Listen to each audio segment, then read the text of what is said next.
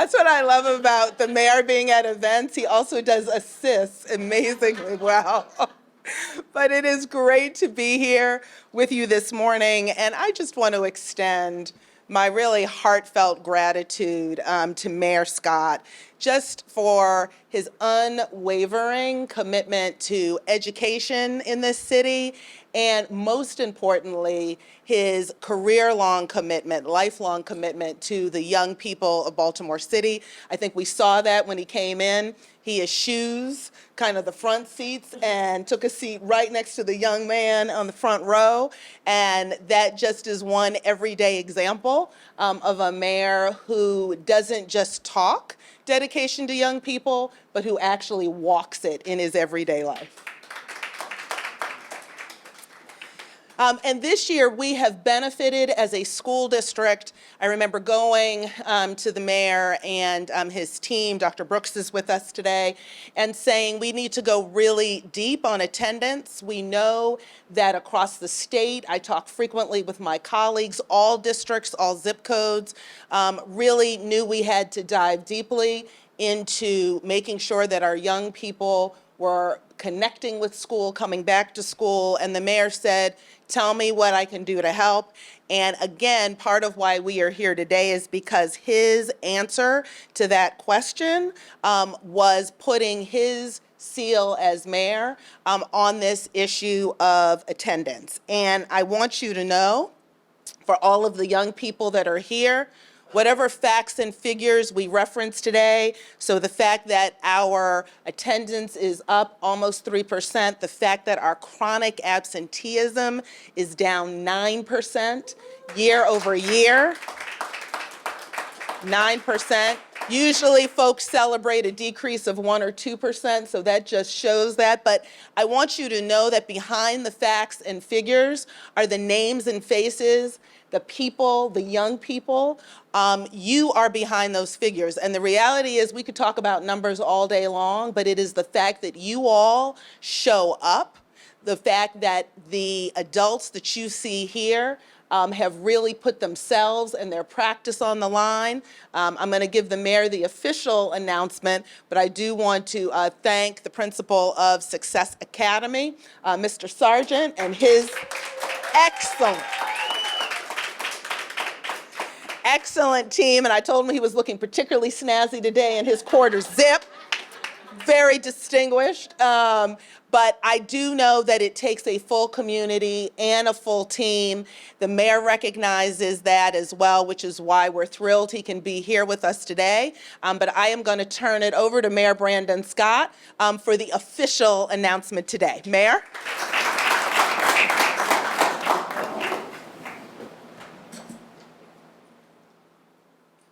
All right, good morning, everyone.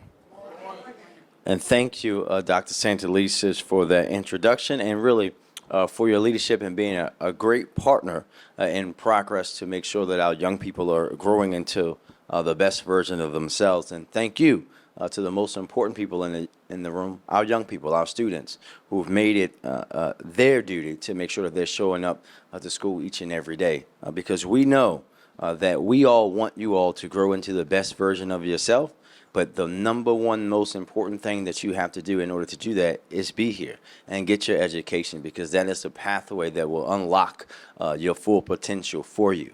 I know sometimes it's hard. I remember those days getting on the bus at like 5 o'clock in the morning to get to school on time. But on the back end, when you go through things, when you have to struggle, when sometimes times are hard, on the back end, the reward is even more grateful when you have to understand it and attain it that way. I am here today because on the first day of school, which seems like yesterday, Dr. Santelises and I offered a challenge to all city school students to show up on time every day. Because we know, as I said, that consistent attendance has a direct impact on your academic performance, social emotional development, and future life outcomes. This is the mayor's daily a reminder of why you shouldn't have an iPhone, because they just start talking out of nowhere. Android would never do that. but also your future life outcomes depend on you being here. So we announced the Mayor's Attendance Challenge, and if you heard from Dr. Santelises, I'll say it again, that chronic absenteeism in Baltimore City Public Schools is down 9% this year, and attendance is up 3% this year. That is something that we are excited to recognize, but know that we still can and will do better in the future. And as a part of this challenge, I pledge to hand deliver a trophy and certificate to the school with the most improvement in their attendance at the end of each quarter.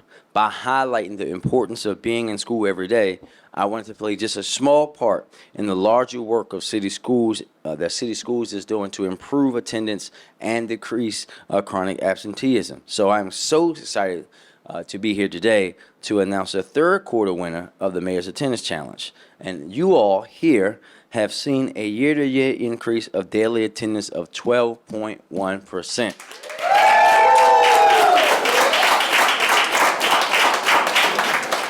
So I want to say congratulations to Principal Sargent, to our teachers and staff, most importantly to you, your students, and your families for what you've done. This award is for all of you. It's particularly a good moment for me to present it to Principal Sargent, who I've known literally my whole life. We used to get our hair cut in the same barbershop, but as you can see, only one of us still gets their hair cut these days.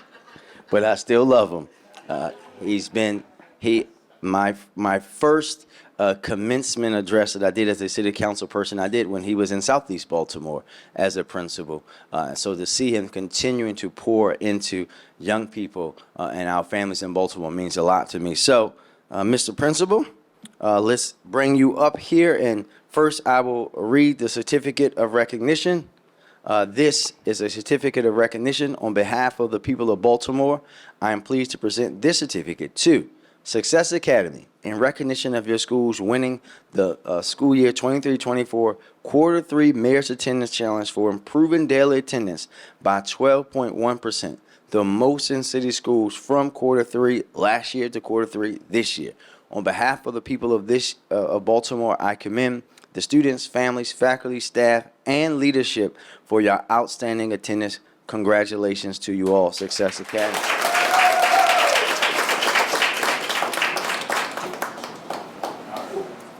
And now, the official trophy being presented to Success Academy. Congratulations, you all.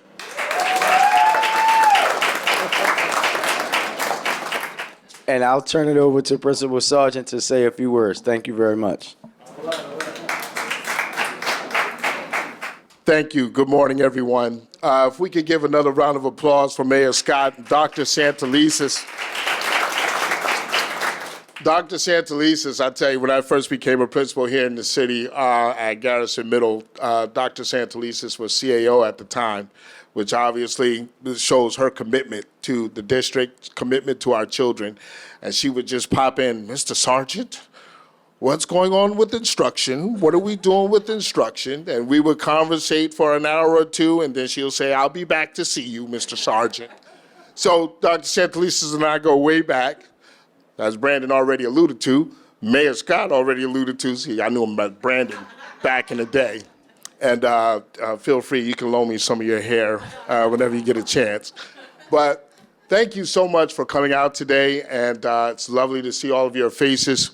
When it comes to Success Academy was founded 15 years ago, and the purpose was to basically address students who were suspended for various offenses, and they were brought to Success Academy for a period of time, and they would transition back to a traditional setting. However, over the last 3 years, not only do we get suspension services students, but we get students through the Re-Engagement Center led by Mr. Shaw. And our goal is to provide an environment that's both academic and yet therapeutic, to give students an opportunity to get themselves together, to figure it out as to what they need to do to get back on track so that they can be successful, hence the name Success Academy. We work together and we work in teams. We work to make sure that our students understand that they are cared for, they have an opportunity to make themselves better, here at Success Academy. That is our sole mission, academic, therapeutic, while at the same time providing high-quality instruction for our students. Part of that piece that's really important as well is our attendance team, which is supported by the North Avenue attendance team. I see the North Avenue attendance team here. I see suspension services here to support the team. Ms. Lee, where's my right hand? Ms. Lee? Ms. Lee, along with Ms. Candelario, our social worker, along with Ms. Esquera, along with Ms. Jones, our partner from Elevate Baltimore. I know she's here as well. There she is, Ms. Jones from Elevate Baltimore. They meet bi-weekly to consistently monitor and evaluate the data as to, from week to week, who's on the border of being chronic, who's having issues, who needs to get to school, who needs to be called. Speaking of calls, Ms. Jacobs, where's Ms. Jacobs? Is she still out front? That's my gatekeeper. Next to the definition of gatekeeper is Ms. Jacobs' picture. Ms. Jacobs' picture supporting that whole idea of gatekeeper. Ms. Jacobs is up to about 3,000 phone calls this year. Yes. It's to the point now where the kids are saying, please don't call my house, I'm on my way. Ms. Jacobs, I'm on my way. So as a result of the hard work and the due diligence of our staff, the support from North Avenue. By the way, my ILED, Dr. Harris over here to my left. Dr. Harris has a relentless passion for consistency around instruction, around support for our students, and I truly appreciate your support. I truly appreciate your support. The key about Success Academy is that we created an environment that's safe and conducive to learning, which is critical. In order for any instruction to take place, the environment has to be safe and conducive to learning. From the orientation, in which we do a needs assessment to find out why are you here, to the day in which they start their classes, to the day in which they leave. Our goal here is to be a family. Our goal here is to support children. Oftentimes, we have a lot of children that come to Success Academy and they don't want to leave. But our goal is to ensure that you have all the tools necessary so that you can transition back to a traditional setting, so that you can graduate and move on to a college and career. So thank you all, and most importantly, definitely not the least, students, give yourselves a round of applause. You get up, you make sure you're here, and I truly appreciate everyone here today because this means a lot. It just goes to show that the work that we do, it's not in vain. It's really about improving lives, improving Baltimore, and helping our students become successful citizens here in America. Thank you so much. Thank you. Oh, got a little something for you all as well.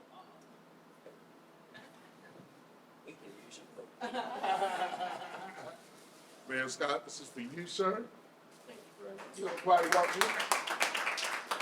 And Dr. Santelises, Thank you, sir. this is for you. Appreciate it. You got some swag in there. And listen, and the swag in there is done by our students. Oh. Yes, got some shirts and we got printed.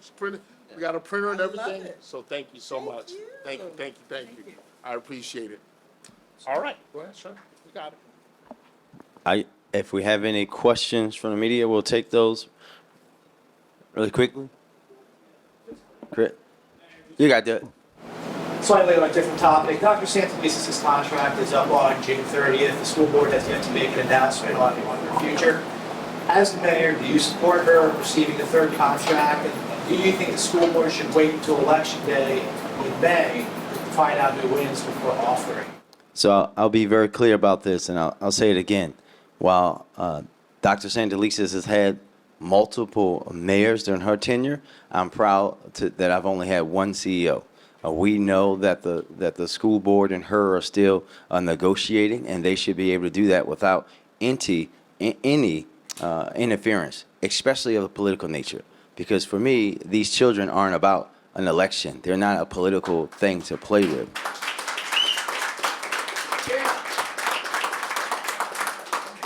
So we should allow them to negotiate and come to an agreement and not worry about any political things to impact the lives of our young people. Anybody else? Yes, ma'am. Principal Sergeant, how did you boost attendance by 12%? Do you have a model, or what did you do to have this happen? So what we do here at Success Academy is we use both a technical and an adaptive approach. The technical piece is, again, the data that I alluded to earlier, constantly monitoring that, making sure we identify those students who are on the brink of becoming chronic, as well as making sure we reach out to those parents, as well as looking at the data along with the district support to see what we can do better. The adaptive piece is providing the incentives for reasons to come to Success Academy, creating an environment that's safe and conducive to learning, creating opportunities for them to get together and enjoy each other's company, whether it's me cooking on the grill outside or whether we're going on a skating trip. So all of those things matter, and they play a part in students wanting to be here.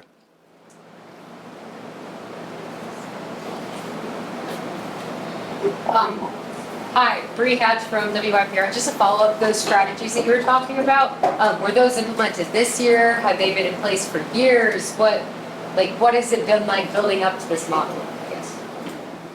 So these strategies have been in place for years. These are the same strategies that are discussed, again, with the district office as well as my ILED, Dr. Harris, to ensure that we are doing everything possible to ensure that students are getting to school on time. And what are we doing to ensure that students understand that, okay, if you're going to be here, we need you here.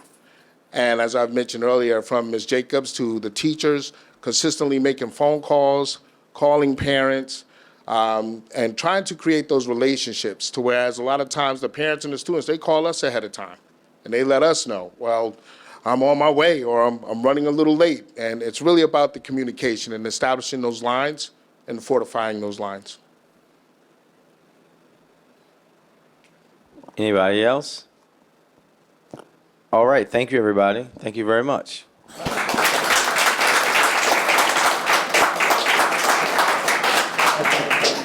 Mayor Scott, can we get a group photo with the trophy?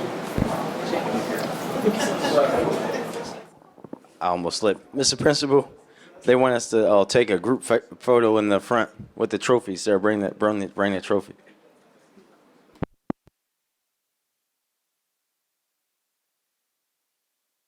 And I forgot to say that we were joined by Councilman Ryan Dorsey. Attendance better late than never. Yes. He may have had a tardy, but he's here.